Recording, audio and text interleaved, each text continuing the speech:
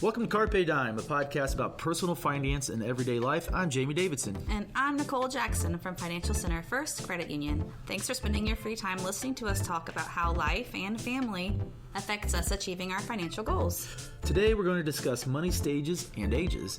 In other words, how and when to talk to your children about the basics of money management. Did you know that 59% of parents are uncomfortable talking to their kids about money, Nicole? I believe it. I mean, half of them don't really know what to do about themselves, let alone making sure their kids are more successful than they are. I'm fine talking about it. Just, no, we'll spend it. Nope, you can't have any. So, I mean, that's an easy answer. That's an easy answer. So I'm not uncomfortable with it. I just like to say no. This message comes from Capital One. The Capital One Venture X business card has no preset spending limit, so the card's purchasing power can adapt to meet business needs. Plus, the card earns unlimited double miles on every purchase, so the more a business spends, the more miles earned. And when traveling, the Venture X business card grants access to over 1,000 airport lounges. The Venture X business card, what's in your wallet? Terms and conditions apply. Find out more at CapitalOne.com/VentureXBusiness. So you are the fact queen, so I'm sure you got some facts for us today, maybe? I have a couple. Okay. So, according to a study conducted by Greenlight, nearly 3/4 of teens, so that's about 74%, feel that they don't feel confident in their personal financial knowledge. And about that same percentage, that 73%, say they want to learn more, which is really music to our ears, right, Jamie? I'm glad to hear that, yes. So of those lacking the confidence, they don't know where to begin, and over half say they are trying to learn. So basically what we're saying is the bottom line is the majority of the teenagers are lacking confidence and want more education. Yeah, they want more education, and they want education they can trust. You know, it's because as we're going to talk through this podcast, it's sort of that question is like, when do you have these conversations with your children? And what we're learning is they want these sometimes. And I joke about the answer is no. It's not really always about no. It's about really teaching that lesson. Right. So, you got any more facts? Yeah, one more. A survey of about 2,000 American parents with children that were between the ages of 8 and 14 said that 83% of the parents would have liked to have learned more about finances growing up. So, I mean, they wish they had the knowledge when they were their kids' age. So it's kind of like a learn from your experiences type thing.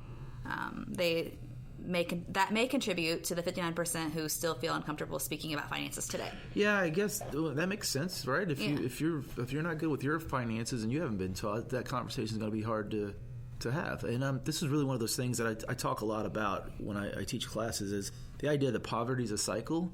So if I'm a person that's in poverty that's never been taught how to get out of that cycle, what do my children learn? Yeah, it's a hard habit to break. I mean, you see people that are getting their tax checks right now that are going out and blowing it on. It's a windfall, right? It's kind of fun, as opposed to paying down some debt or putting some in the savings account. Mm-hmm. It's like, ooh, I got mad money. And so when parents aren't talking because they don't feel as though they are the expert on it, it's really the idea of having the conversation with the parents so then they can have the conversation with their children. Right.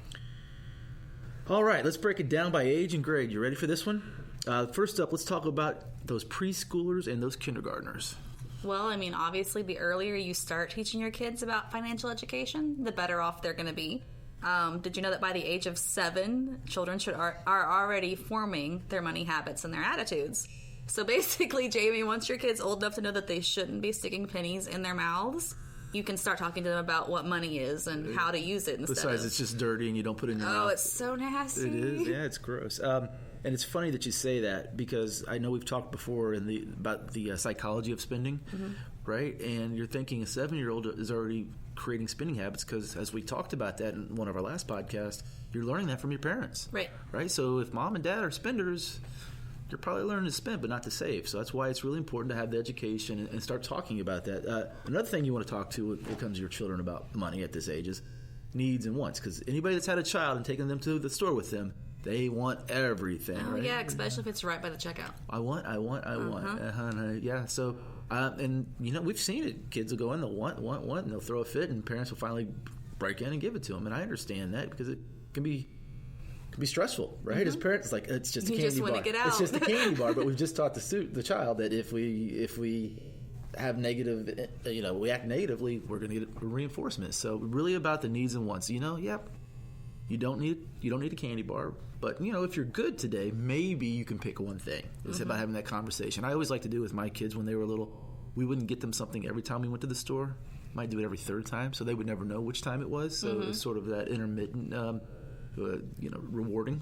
Right. Yeah. So, with the kids, start early, talking about the money. Tell them keep the money out of your mouth, keep the money in your pocket. And there's a difference between needing something and wanting something.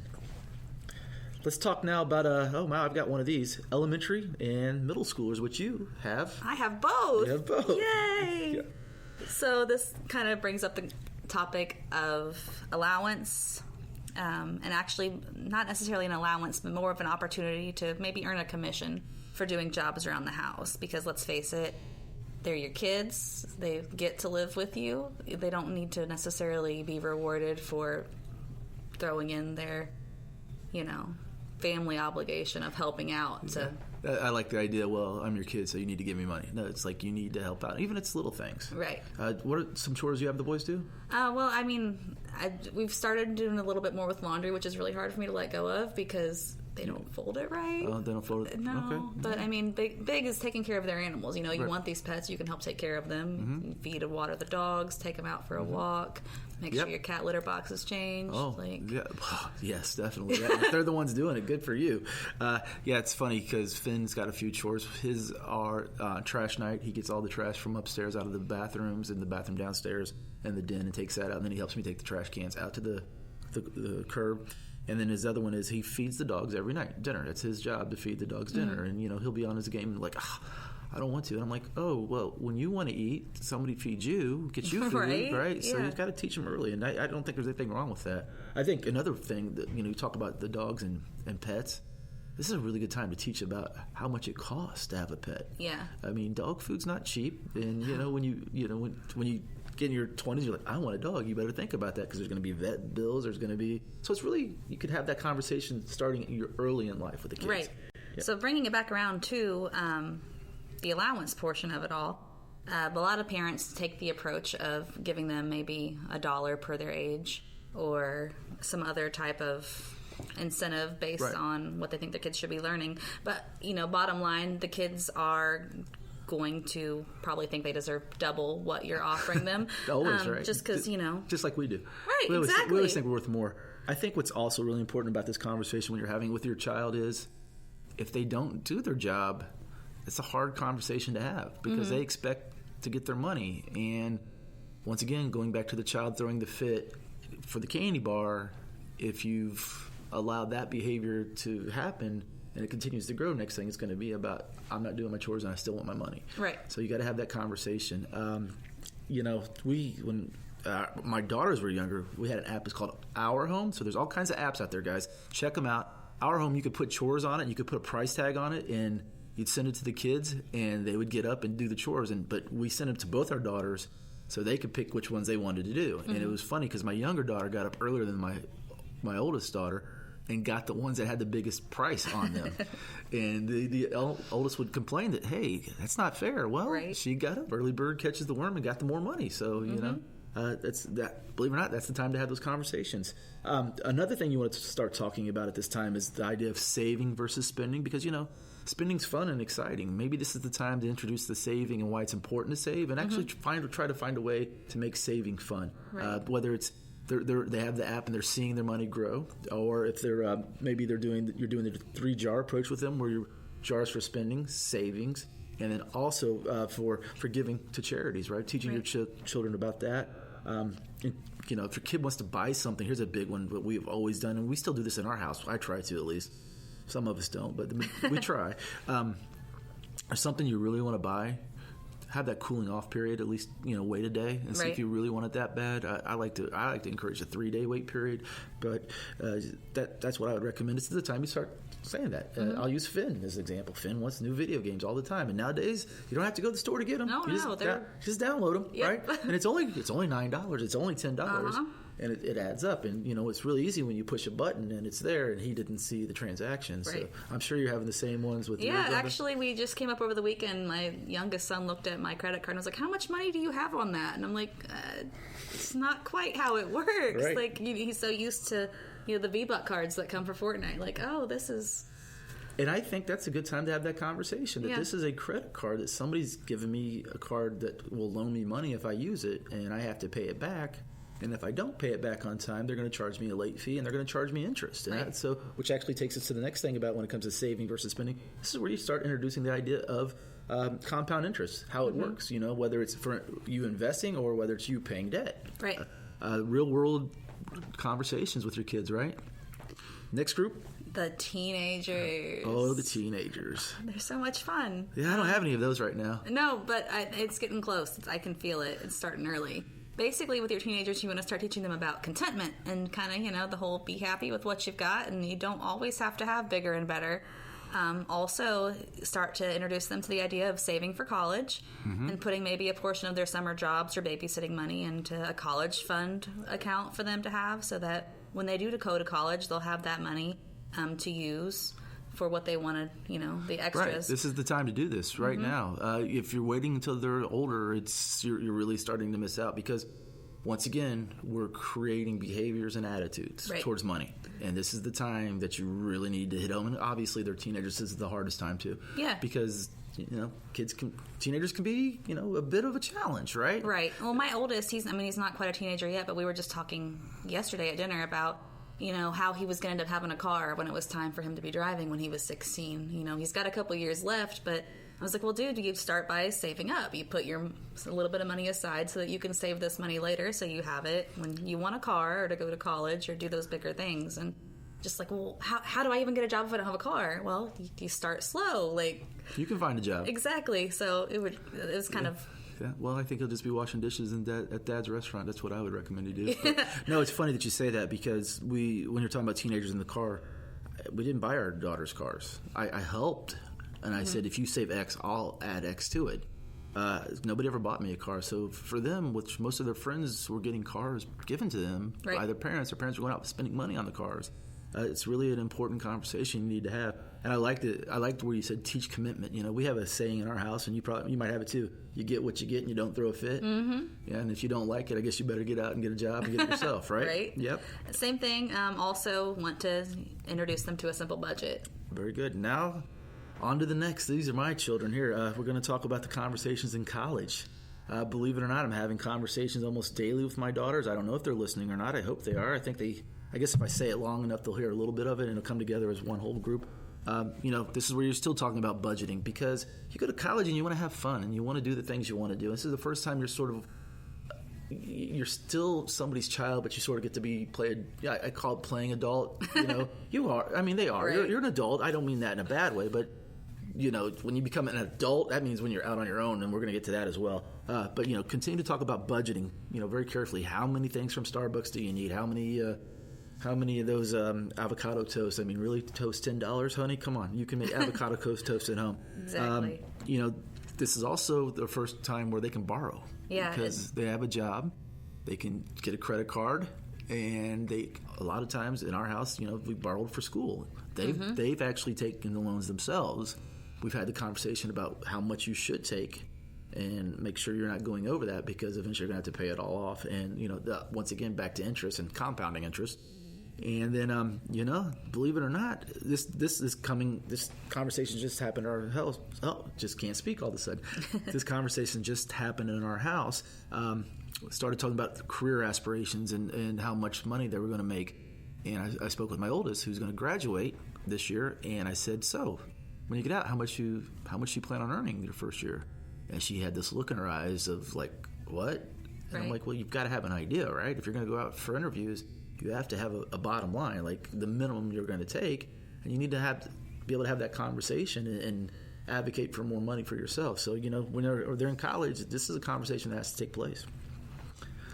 Which brings us around to adulthood, when they are starting into those careers that you were talking about in college, where they're going to walk in on the first day and talk to their HR, and they're going to ask them about the 401k, and they're going to have this deer in headlight look. Yep, again. So, right? Yep. You want to start encouraging them early to invest in their retirement because...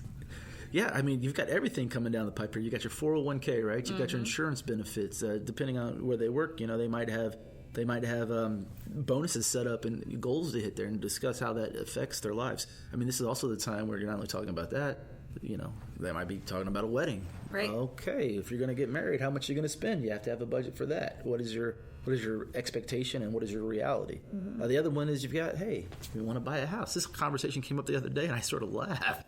Dad, you think I can get a loan for a house? I'm like, no, why not? Well, you don't have enough income. Your debt to income is they won't give you what you want. And then I said, well, do you have a down payment for a house? And she's like, a down payment? What are you talking about? So once again, here's my 22-year-old going into adulthood. We have to have these conversations. So with those kids entering into adulthood, we want to encourage them again to invest in their 401ks when they're offered and to set up their emergency funds to cover about 6 months of their living expenses. Yeah, the savings, having that savings account, that emergency savings account. And I mean, this is also the time where you're going to talk about, hey, guess what? It's time to start paying back those education loans if you have them. Don't just keep putting them into deferment. Start paying on them. All right, let's go back over these real quick. So number one was, break it down by age and grade. First up were preschoolers and kindergartners. Right, and so you're teaching the preschool kindergartners what money is, not that it's just a fun thing to chew on. Yeah, and needs versus wants. Exactly. Your elementary, middle school have the opportunity to start earning their own money and how to work on saving that. Yep. Savings versus spending, right? Yep. And number 3 was the crazy teenagers and being happy with what they have. Yep, and getting a job and learning to save. Going to buy that car, got to save for it. Next is college. You got to have that conversation once again about the budgeting, and you can't just have everything you want because you have limited funds. Right. And if you're a parent that's just giving your children money all throughout college and not teaching them this, well, when we get to the next stage, they're going to have it pretty rough, which is the idea of adulthood. Yeah, a lot of conversations there about a few different things, Nicole, such as investing in themselves early for retirement and emergency funds for things that come up, and maybe not even emergencies, but planned things they want to do later. Right. So, bottom line, your kids are going to learn about money from someone. Is it going to be someone that's like you that might have an idea, or is it going to be the Kardashians? Unrealistic, right? Right. We have to invest in our future generations by following these 4 tips to keep in mind when talking to your kids about money, regardless of their age. Number 1, start slow. Don't overload them. Don't try to show them everything and do everything at once. Little parts at a time. Start slow. Be honest. Don't show them how money is earned. Teach them. Allow them to, maybe job shadow, see what the real world job looks like. Explain to them how a paycheck gets broken down.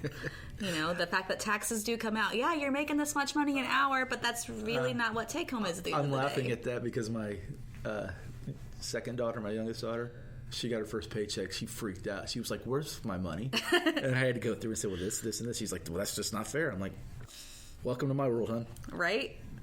So, taking part in a career day could give them a little bit. Career days are fun, yes. Yeah. Number 3, set family goals. This is your opportunity to remind kids that goals require sacrifice.